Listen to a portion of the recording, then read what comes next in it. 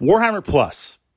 This is not so much a part two, but a follow-up. I wanted to push this up to my channel. Being a 40K enthusiast, pushing my thoughts out there and getting your feedback, very much appreciated. Part of being the community. And as a community member, I have to be in a position to say, I think maybe I was wrong. I think I'm changing my opinion, and I want to change my opinion. And when it comes to 40K, I want to be wrong because I want Games Workshop to continue producing amazing products, and I want them to continue advancing the grimdark storyline, taking advantage of new tech, taking advantage of Warhammer 40,000, this amazing narrative. I want them to show that respect to the community and appreciate us, but I also have to say, I think I need a slight realignment on this.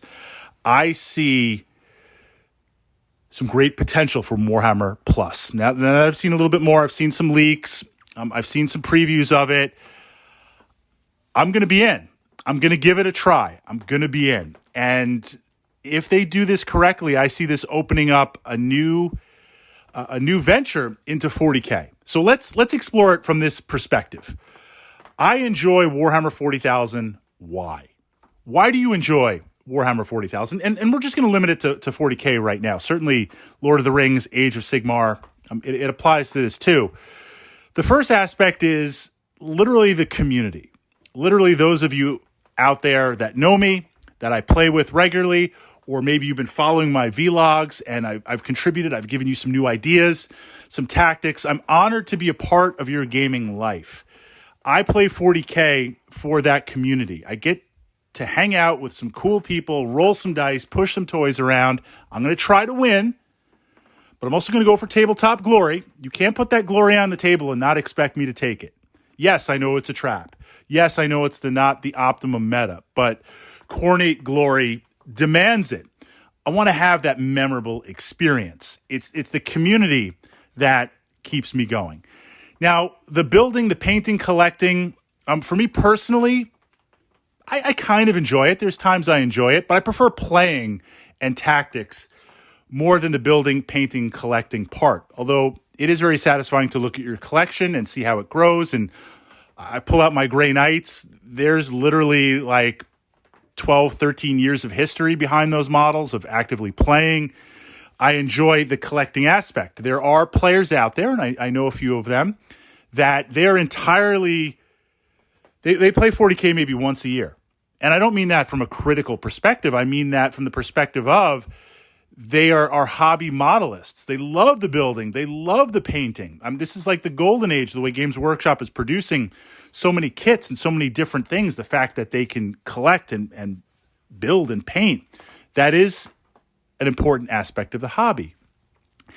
And then for me, the narrative, immersing myself in the game, immersing myself in the grimdark. Now, this is where things start to break off, and where I think if they do Warhammer Plus, if they can do it well, if GW can do it well, it has the potential for tremendous value.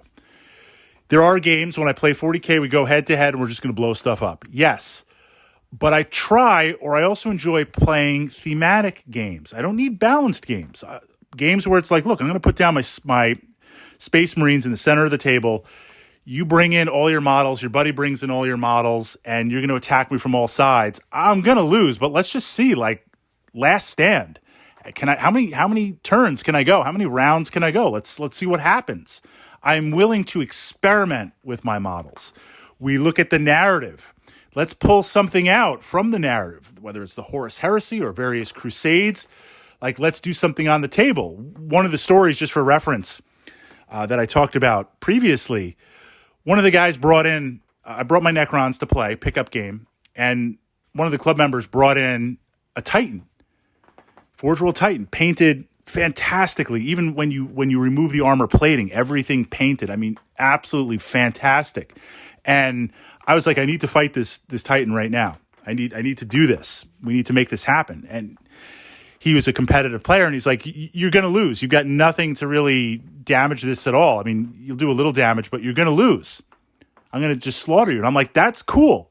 I'm cool with that. Like, you're on the Tomb World. Mechanicus is advancing. I'm making the narrative up as I go, putting on that Dungeon Master hat. The Necrons are awakening, and they're going to fight. I mean, doesn't matter if they lose. They'll just go back to the resurrection chambers and come back out there with the two spiders and things like that. So from that perspective, I was jazzed to play that and say, my Necrons fought this. So I am not, while I am a competitive player and I understand the importance of competitive tournament play, I want to jump into that narrative. Now, that narrative is 50-50. I recreate it on the tabletop, but then I jump into the Black Library books. Then I jump into the audio. There is an entire aspect of 40K, simply because it's a little bit more developed than Age of Sigmar, and they killed off Warhammer Fantasy, although I hear rumors that it's coming back at some point in some form of incarnation. But when you read the novels, that ties into your models, that ties into the narrative, that ties into the books where you look at the maps of the Imperium and you see these places, to be able to explore them through some amazing books and novels. That entertainment is huge. So that's the entertainment. I get my 40K fix, and that's my 40K entertainment when I'm not playing 40K, when I'm not doing this 40K thing. Now I'm looking at Plus and saying, I'm going to get some of that novel content or that narrative content. I'm going to get animations and movies with the backing of the studio. So yes, I still stand fast that it's going to hurt YouTube video creators because it's going to shift the audience. But a lot of these creators are now going to be backed by GW. They're going to be paid for it. They're going to move ahead. They're going to be able to create amazing new visions.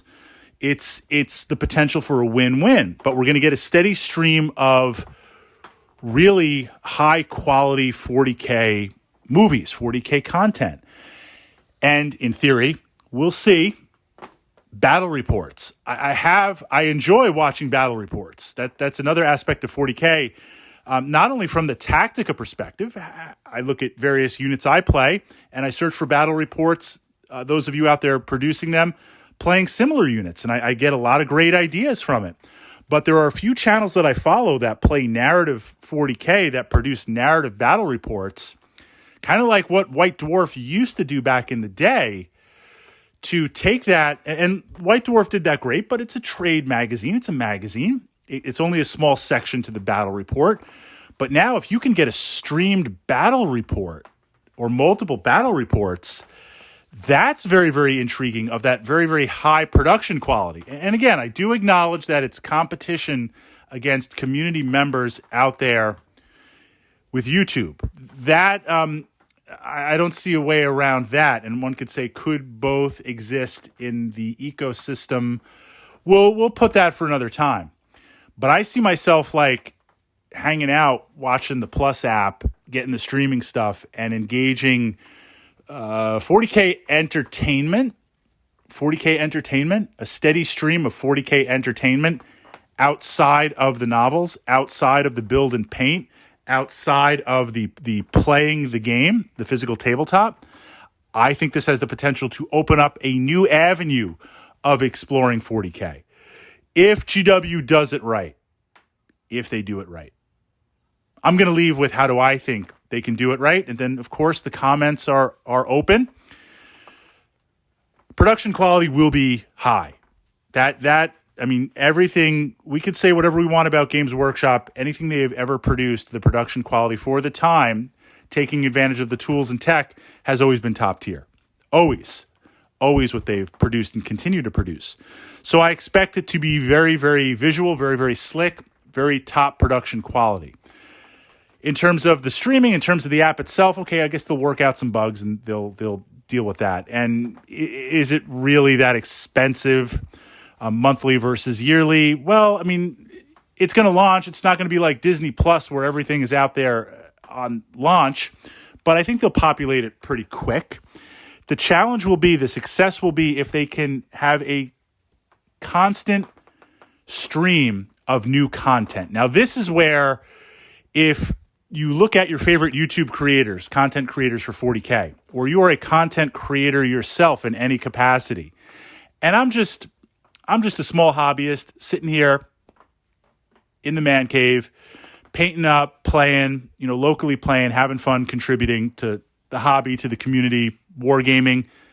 A lot of time goes into producing this stuff.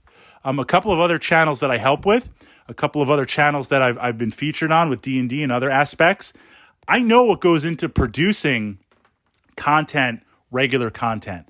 Some of these bigger channels that produce battle reports and produce D&D themed content, there is a lot of time and effort and love that goes into that. And it's just understood in the YouTube ecosystem, like there's going to be new stuff every day. The constant streaming, the constant consumption, the constant content that needs to be put out there to maintain an audience. And YouTube is free. You're going to charge. I want to see daily new stuff. I mean, I want to see, I didn't visit the app for a day or two and there's like 6, 7, 8 new things. This can't be like once a week you get a battle report, once a month you get a video, and maybe there's 3 or 4 hobby articles. Like that's called the website. Games Workshop is really, this is going to have to be like a direct 40K, Age of Sigmar and other thing, funnel, an absolute direct funnel to the community. And it's going to have to be consistent. Can they do that? I assume they have the business model. I assume they've done the research and how they've looked at YouTube. Can they make it a consistent stream outside of YouTube itself? If they do that, I think it will be very, very successful. So yes, I've changed my mind. I was kind of on the fence before. I was skeptical, the eternal skeptic, but I'm going to give it a go. We're going to see. We're going to see how it plays out. I think it has the potential to open up a new aspect, a new medium of the hobby, and we'll see. We'll see from that perspective. Your thoughts on the ever-updating Warhammer Plus?